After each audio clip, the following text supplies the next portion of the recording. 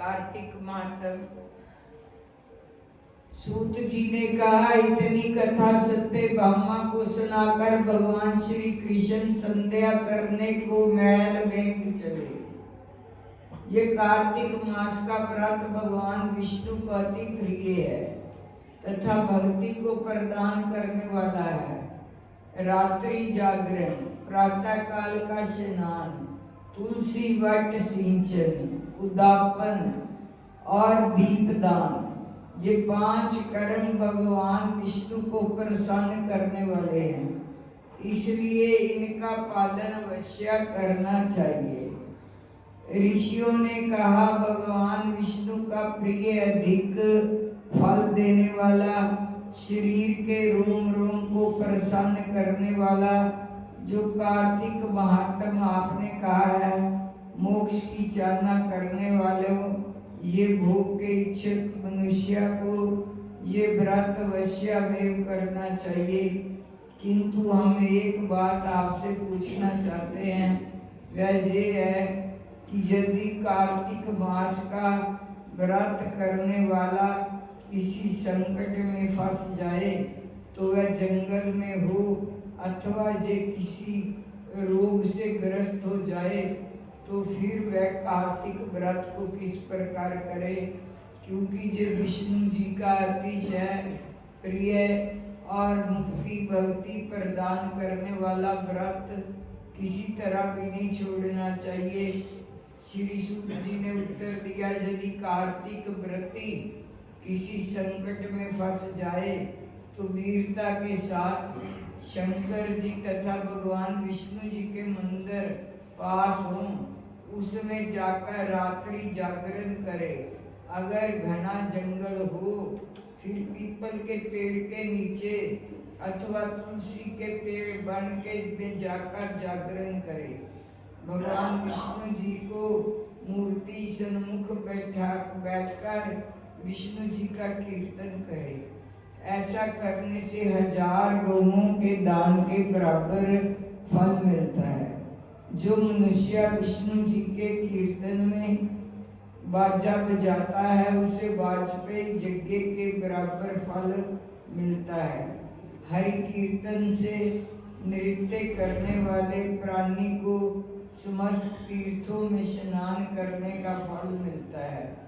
किसी संकट के समय या रोगी हो जाने पर यदि जल ना मिल सके, केवल भगवान विष्णु के नाम मात्र से मार्जन ही कर ले। यदि दापन न कर सके तो व्रत की पूर्ति के लिए केवल ब्राह्मणों के प्रसन्न होने से विष्णु जी प्रसन्न रहते हैं। यदि आप दीपदान कर सके, दूसरे की दीप्ति वाजु आदि से भली भांति रक्षा करें। यदि तुलसी का पौधा पास ना हो तो वैष्णव ब्राह्मण की पूजा कर ले, क्योंकि भगवान सदा अपने भक्तों के पास रहते हैं। इस सब के ना होने पर व्रती ब्राह्मण गो, पीपल और वट वृक्ष की श्रद्धा से सेवा करे। शौनकादिक ऋषियों ने कहा, अपने गो तथा ब्राह्मणों के सदृश पीपल और वट वृक्षों को बतलाया है। सभी वृक्षों में पीपल का वृक्ष, वट वृक्ष श्रेष्ठ क्यों कहे गए हैं? श्री सूत जी ने कहा, पीपल का पेड़ साक्षात विष्णु भगवान है और पलाश का पेड़ साक्षात ब्रह्मा है, और इन वृक्षों की पूजा, सेवा तथा दर्शन से सब पापों का नाश होता है।